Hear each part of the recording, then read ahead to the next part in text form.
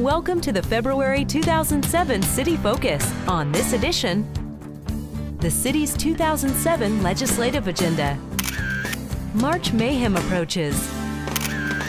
Promotions in the fire department.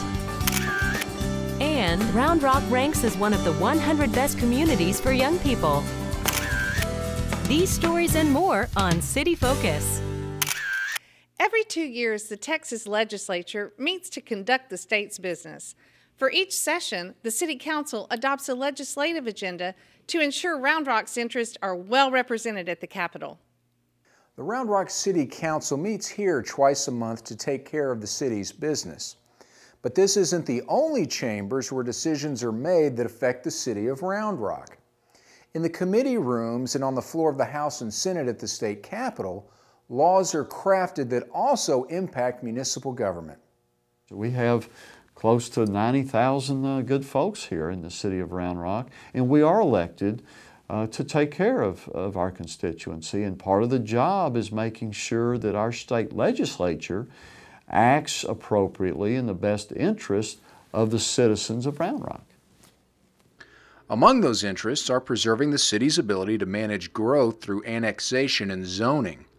Another issue is property appraisal caps, which proponents argue is an effective way to limit spending growth.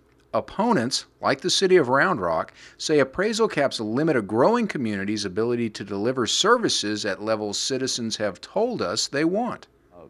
Historically speaking, for Round Rock, I think we've been very fiscally prudent, and we have one of the lowest tax rates, city property tax rates, in all the state of Texas. So we answer to the good voters in our constituency in Round Rock. I'd hate to have to start answering to the legislature.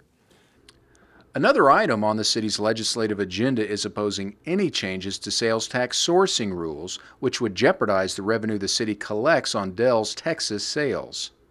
We're very much interested in making sure not only the comptroller's office, but our state legislators understand the importance not only to Round Rock and the dire consequences that we would face in that switch, but also to other small cities. The city will continue to support Texas State University's request for expansion of the Round Rock Higher Education Center, which currently has one building. Further legislation is needed to make a much-needed nursing school a reality. 2 sessions ago, against all odds, the city and Texas State lobbied successfully for funds for the first building of the campus. Through fabulous community cooperation with our legislative leadership in a legislative session that was facing a $10 billion shortfall, we were appropriated $27 million to build our first building, or the Avery building. We want to look up 10 years from now and have an entire campus built here in Round Rock.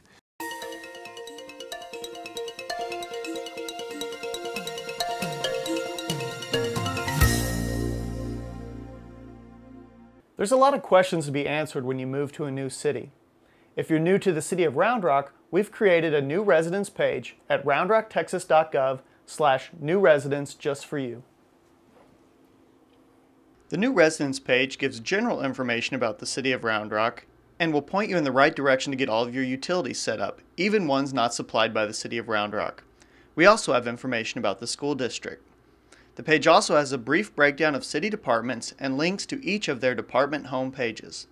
Also listed is information about the city, county, and state governments. Remember, if you have questions, feel free to contact us at roundrocktexas.gov/contact, which will take you to our staff and service directory page.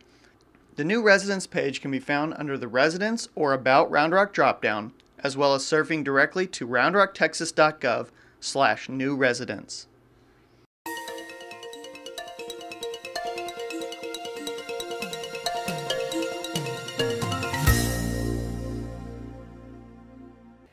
The city of Round Rock is pleased to announce that we've been named one of our nation's 100 best communities for young people by America's Promise Alliance.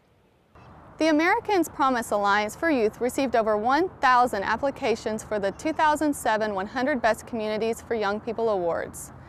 This award was first launched in 2005 by founding chairman Colin Powell. Current chair Alma Powell recently sat down for an interview on Good Morning America to discuss the selection process. You looked at, hundreds and hundreds of communities all across this wonderful country, and you picked the 100 best communities for kids. And it's something, when you look, that's like so diverse. It's all across, rich and poor communities. But what's the one thing that you found in common with these communities, Mrs. Powell?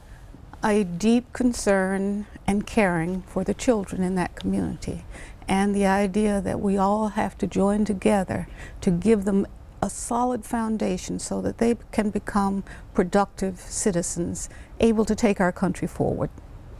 The selection panel evaluated entries that required detailed information about each community's efforts to ensure that every child receives the 5 fundamental resources essential for success.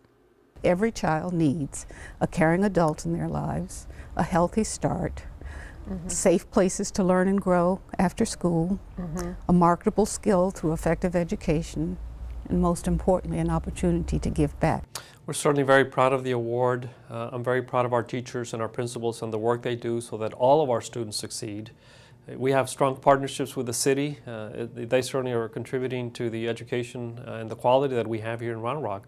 Our business community is also very supportive, so we all work very well together to provide the best educational opportunities for all of our students. The most important part of completing this application was for us to identify the numerous partners in the Round Rock community that come together to provide services for youth in Round Rock. And that was the exciting part, actually, because there are so many organizations that do come together and work collaboratively for our students. What we're talking about is our school district doesn't act in a vacuum. They act in tandem with an after-school provider, such as the YMCA. They partner with our Parks and Recreation Department.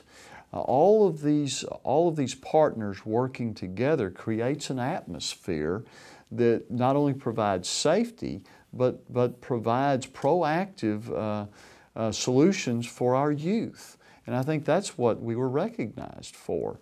Round Rock's a pretty dang good place to locate a family and rear your children. And I think that's what we were recognized for.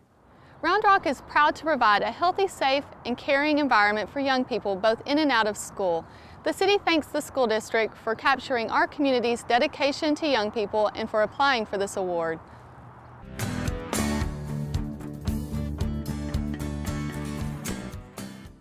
What could be better than a party with good friends and good food?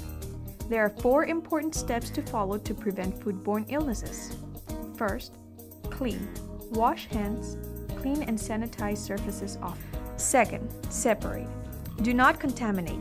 For example, use 2 cutting boards, one for meats and one for vegetables. Third, chill.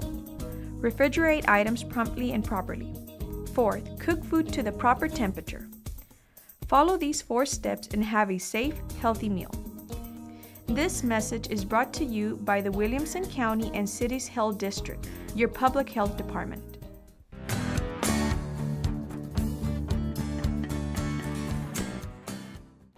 The Round Rock Parks and Recreation Department is always looking for fun and exciting ways to make our program stand out from the rest.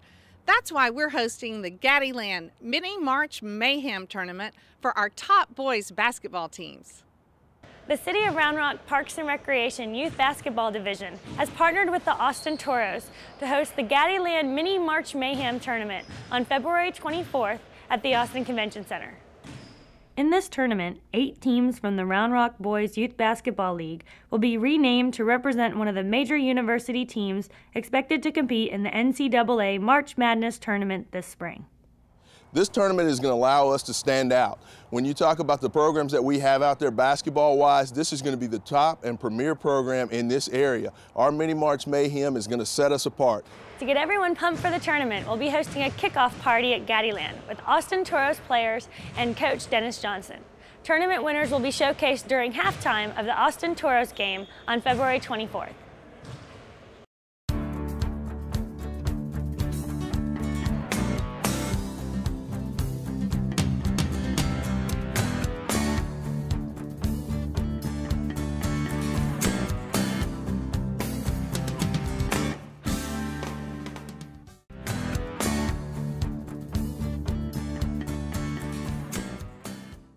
Protecting our citizens from fires and emergencies is a full-time job.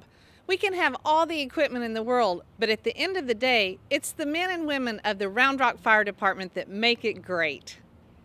Recently, the Round Rock Fire Department has filled two very important positions. Richard Rego is appointed the first Fire Department Emergency Preparedness Coordinator, and Howard Cruz was appointed Assistant Fire Chief.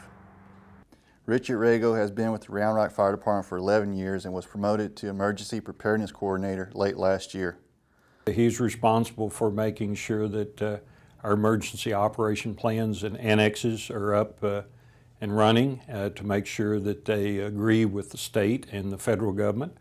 And in case of an emergency or disaster that we need help from the state or from the federal government, Richard is responsible for coordinating those activities and making sure everything is just like it needs to be. Howard Cruz joined the Round Rock Fire Department in June of 1990. Chief Cruz was appointed to his current position as Assistant Fire Chief in January.